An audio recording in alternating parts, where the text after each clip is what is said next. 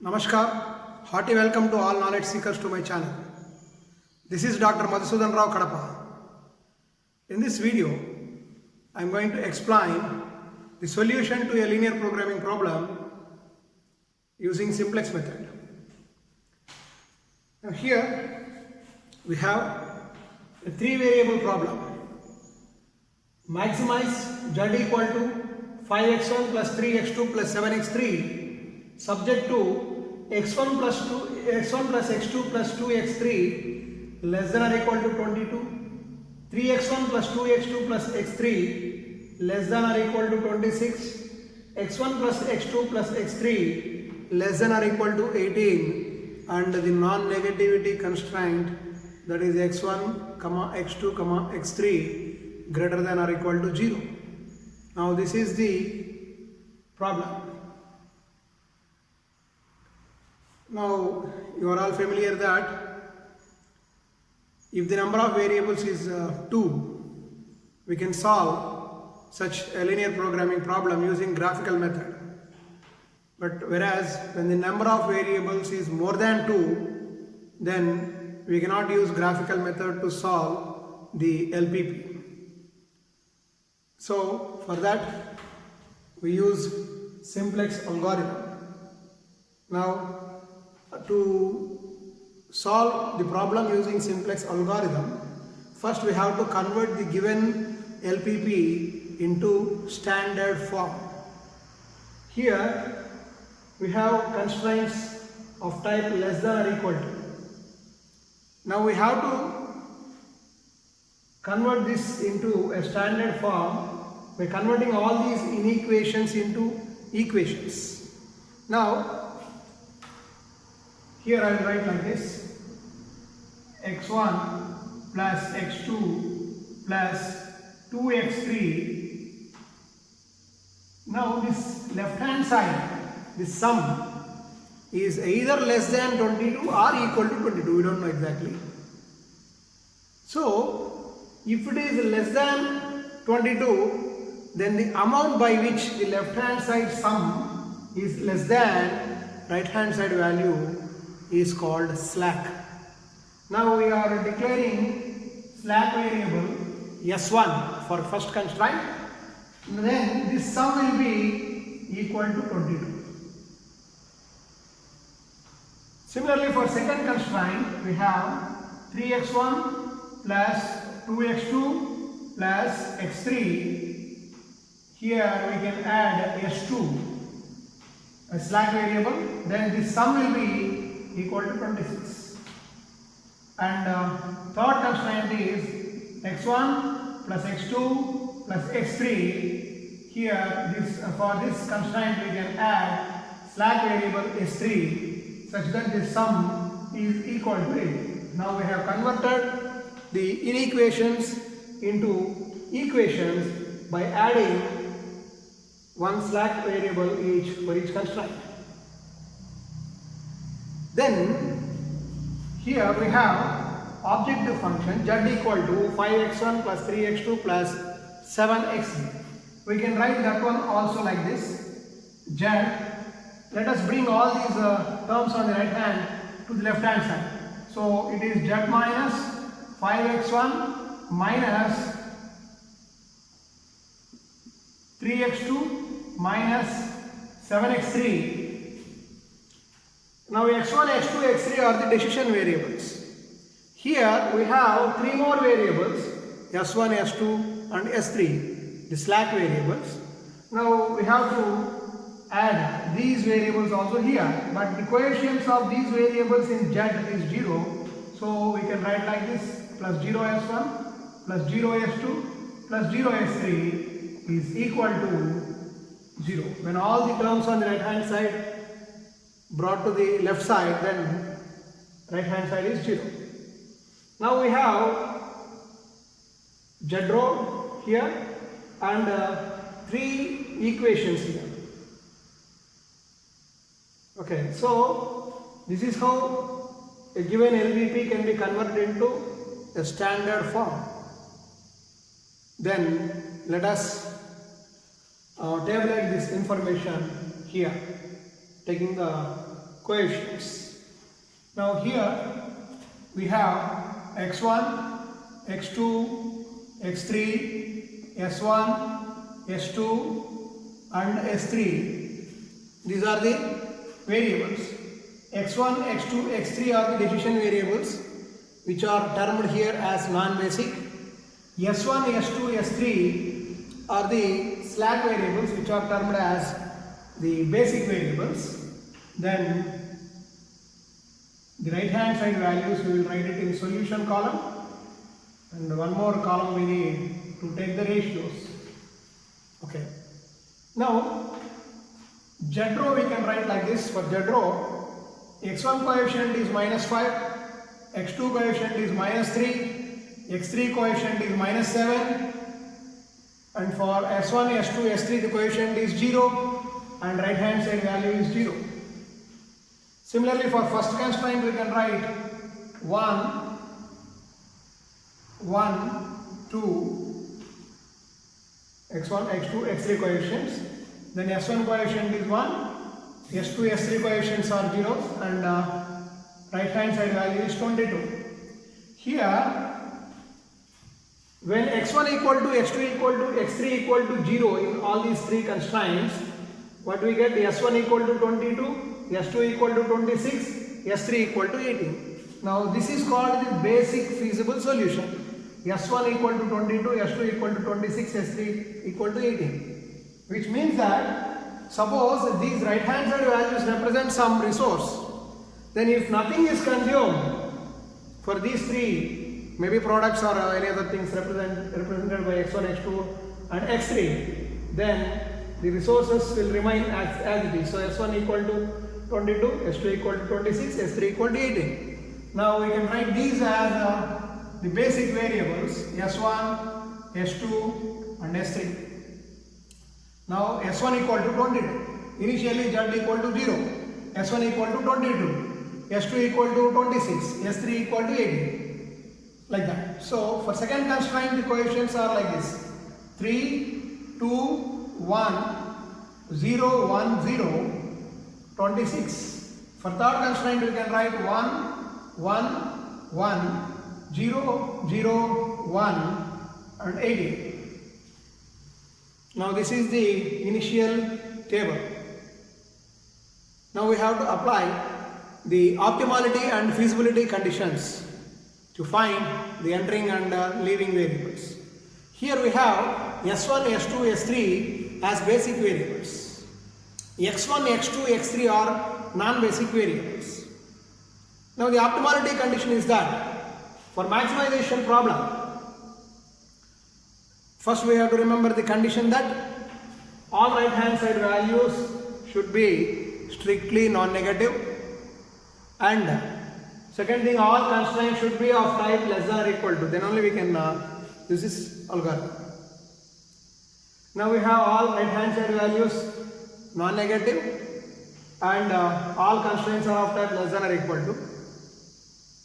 Now we have basic variables s1, s2 and s3. Now the optimality condition to identify the entering variable is that for maximization problem, select the variable associated with the most negative coefficient in Z row. The most negative coefficient is here, it is -7. This is most negative. So the corresponding variable is x3. So x3 will enter the solution. It may enter in place of s1, s2 or s3. For that we have to apply feasibility condition. Now mark this column corresponding to the variable which is entering the solution. Now this column is called pivot column, which is associated with the entering variable. It's called pivot column. Now these elements are called pivot column elements. This is pivot column. Now divide the solution column with the pivot column elements. So 22 divided by 2 it is 11. 26 divided by 1 it is 26. 18 divided by 1 it is 18. So take the ratio of elements in solution column to pivot column.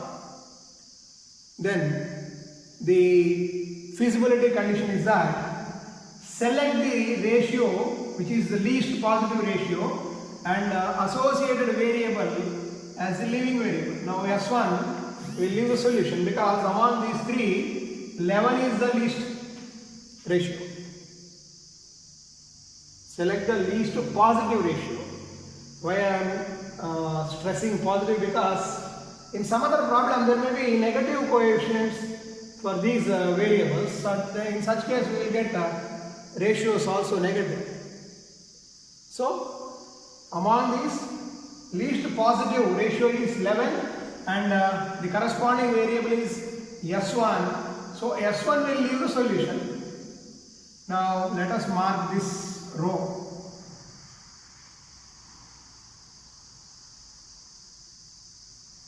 This row is called pivot row. So we have a pivot column and a pivot row. The element at the intersection of pivot column and pivot row is called pivot element.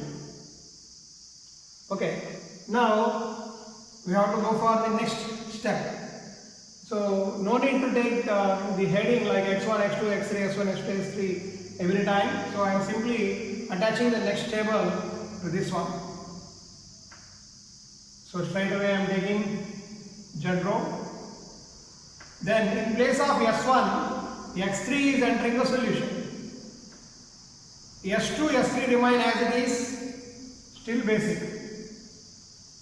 Now, the next step is to divide the pivot row with the pivot element throughout.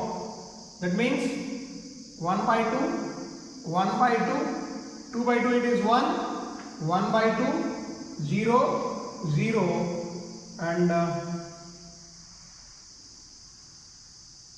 22 by 2 it is 11. This row which we got by dividing the pivot row of earlier table by the pivot element is called a new pivot row. Now, in order to get the remaining elements, in order to calculate the remaining elements, we have to make some calculations using a simple formula. As we need this one only, this is the problem, so I am just erasing this part to carry out the calculations.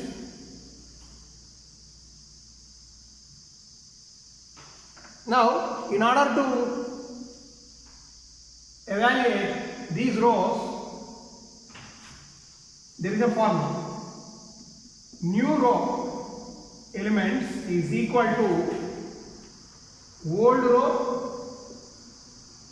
minus pivot column element into new pivot row elements, corresponding new pivot row elements.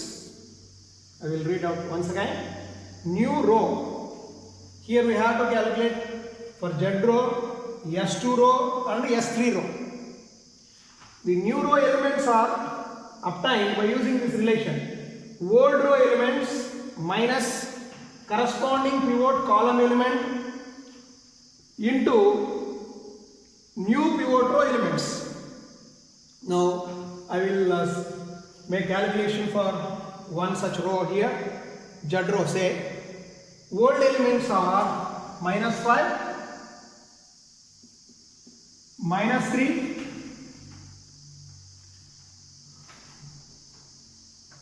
minus 5, minus 3, minus 7, 0, 0, 0 and the solution is 0. Now minus for all elements we are calculating at a time. Pivot column element is minus 7 for Z row. So minus of minus 7, it is plus 7. 7. Pivot column element is same for all entries in this row into new pivot row elements. Corresponding new pivot row elements are 1 by 2, 1 by 2, 1, 1 by 2, 0, 0 and 11. So what we get? 2 into 5, 10, minus 10 plus 7. It is minus 3 by 2. Similarly, 2 into minus 3, it is minus 6 plus 7, 1 by 2. Then minus 7 plus 7, 0. This is 7 by 2 and this is 0 and this is also 0 and this one 11 into 7, 77. So we get minus 3 by 2, 1 by 2, 0, 7 by 2, 0, 0 and 77.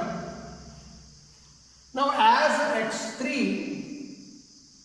here has entered the solution, now Z has changed.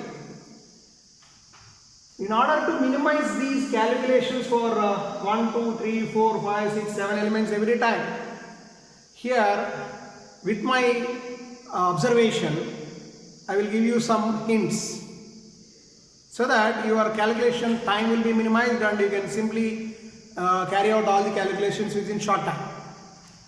Now here this S1, this column, here you can observe this part is identity matrix and this part is not an identity matrix.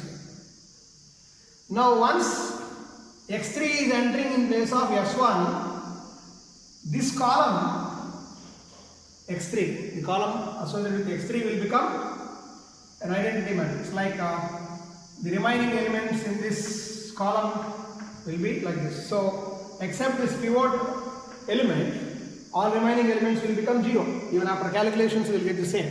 As I have done for one element, it has become 0. Similarly in these two rows also you can carry out these calculations using this relation, old row elements minus pivot column element into new pivot row elements. So definitely you will get zeros here.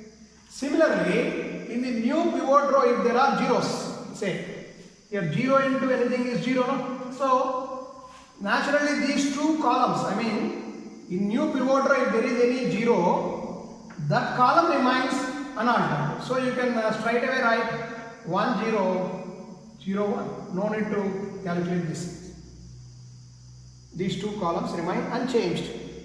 For Z row we have calculated, we got the same entries here, 0, 0 as before. So for other rows also, these two columns remain unchanged. Next, now we have the calculation part limited to 1, 2, 3, 4 elements in each row. That is how we can simplify the calculations. Now I will apply this relation for the second row. For S2 row, the old elements are 3, 2, then 0, 26 minus the pivot column element is 1 into corresponding new pivot row elements are 1 by 2, 1 by 2, 1 by 2, 11.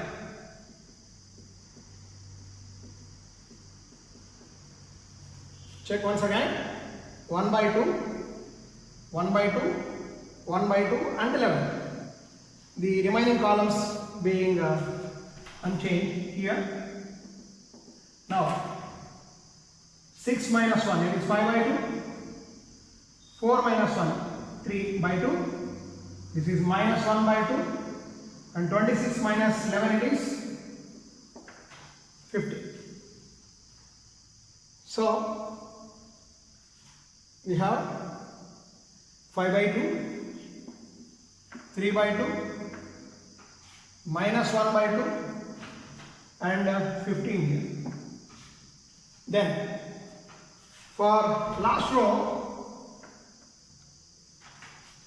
1, 1, 0, 18. 1, 1, 0, 18. minus pivot column element for third row is 1 into 1 by 2, 1 by 2, 1 by 2, 11.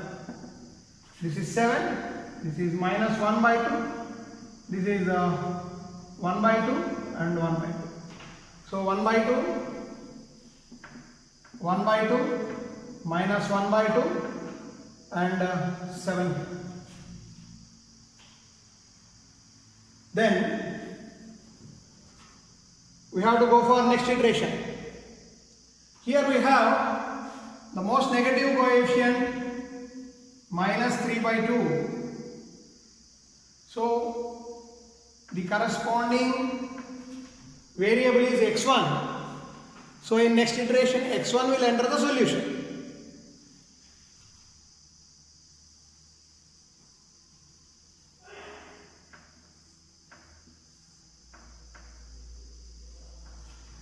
Now if x1 enters the solution, which of these variables have to leave the solution? That we have to find by applying the feasibility solution. For that we have to take the ratio. 11 by 1 by 2 it is 22. 15 by 5 by 2 it is 15 into 2 30 by 5 6, and 7 by 1 by 2 it is 14. Now the least positive ratio is 6 and the associated variable is S2. So S2 will leave the solution in next step. So this row we have to mark, and 5 by 2 will be the pivot element. Now x3 as usual. In place of s2 we can write x1 because x1 enters the solution, and s3 as it is.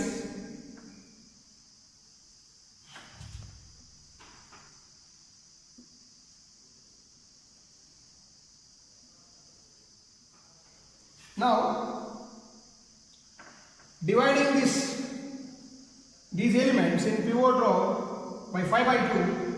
So we get 1 here, 5 by 2 by 5 by 2, 1, 3 by 2 by 5 by 2 it is 3 by 5, 0, then minus 1 by 5, 2 by 5 and 0, and 15 by 5 by 2 it is 6. Now this is the new pivot row. As usual, as I said, if this is 1, remaining elements in this column will be 0, and as we have 0 here, this column remain unchanged, this column also remain unchanged. Now we have to calculate for 1, 2, 3, 4 elements as before. Now quickly let us calculate using this relation. New row equal to old row minus pivot column element into new pivot row element. Now here we have 1 by 2 in Z row, 1 by 2, 7 by 2, 0, 77. Minus pivot column element is minus 3 by 2. So minus of minus it is plus 3 by 2 into corresponding new pivot row elements. Here 3 by 5 minus 1 by 5, 2 by 5 and 6. So here what we get? 5 into 1, 5 plus 9, it is 14 by 10.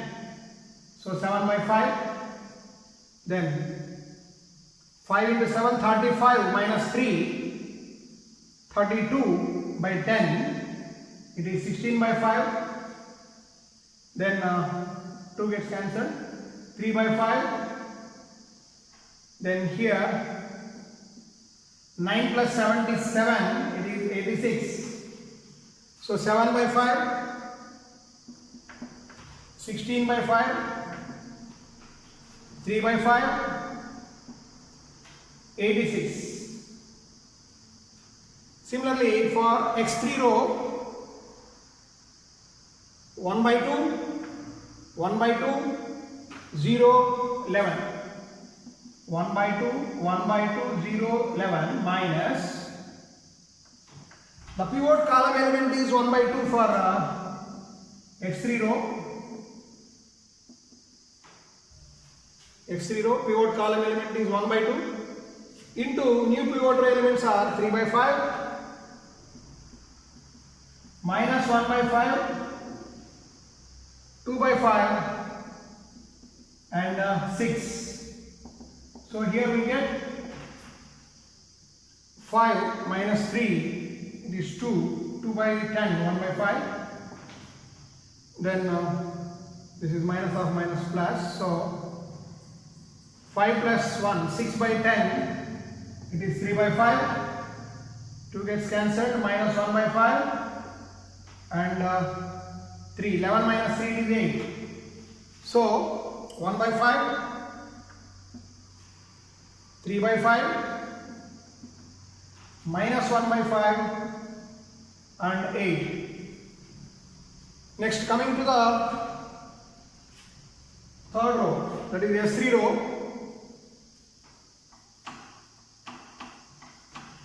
The elements are 1 by 2, minus 1 by 2, 0, 7. Minus the pivot column element for S3 is 1 by 2.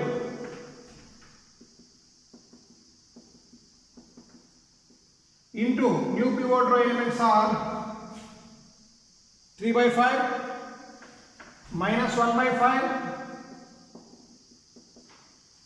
2 by 5 and 6. So 2 3s are 6, so 7 minus 6 is 4, 2 gets cancelled, minus 1 by 5, this will be plus here, so minus 5 plus 1, it is minus 4 by 10, minus 2 by 5, and this is 5 minus 3, 2 by 10, it is 1 by 5, so 1 by 5, minus 2 by 5, minus 1 by 5 and 4. So here in this table, in Z row there is no negative coefficient. In earlier iterations we got at least one negative value, so the corresponding variable is an entering variable, whereas here in this table we don't have any negative value. So this indicates that we have reached the optimal solution. Now we can write the optimal solution as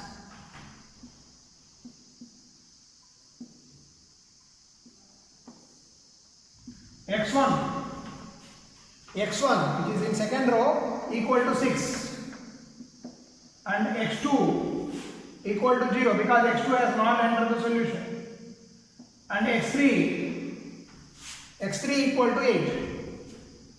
And the maximum value of that equal to 86. Now this is the optimal solution to the problem. All the information we have in this optimal table itself. So the optimality condition is that if there is any negative coefficient in Z row for maximization problem, select the most negative coefficient. We have to proceed like that till all Z row coefficients are non-negative. Once all Z row coefficients are non-negative, we can stop, and the final table whatever we get is optimal table.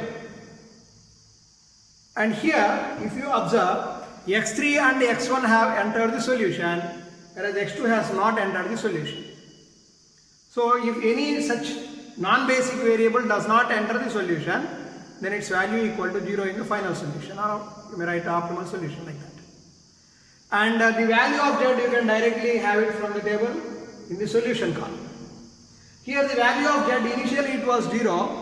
When x1 equal to x2 equal to x3 equal to 0, z is also equal to 0 initially, and it has increased from 0 to 77 in one iteration, and in the next iteration it has reached its maximum value 86. If any negative coefficient is there, then if we proceed further, then it may further increase till that maximum value is reached. Then coming to this part, here we have an identity matrix 1 0 0 0 1 0 0 0 1 for these three variables s1, s2 and s3 as basic variables. In the last table you can see here we have 1 3 by 5 0, 0 1 by 5 0, 0 1 by 5 1. Suppose if x2 also has entered the solution, then this part will become an identity matrix. So this is how we can use the simplex algorithm to find the optimal solution. You can check, as we have x1 equal to 6 and x3 equal to 8, you can substitute here z equal to 5 into 6 30 plus 7 into 8 56, which is equal to 86 as x2 equal to 0. So this is how we can simply solve a LPP with three variables using simplex algorithm. Thank you very much. In some other video I will explain the solution to simplex LPP using variance in simplex method or algorithm depending on the types of constraints. Here this is a maximization problem where all constraints are of type less than or equal to and all right side values are strictly non-negative. Suppose in some other problem there may be some constraints of type greater than or equal to, or some constraints may be equations. Then to solve those problems, the procedure may be same, but with some difference we are using some other methods. Thank you very much, and in some other video I will explain the solution to some typical linear programming models. Thank you.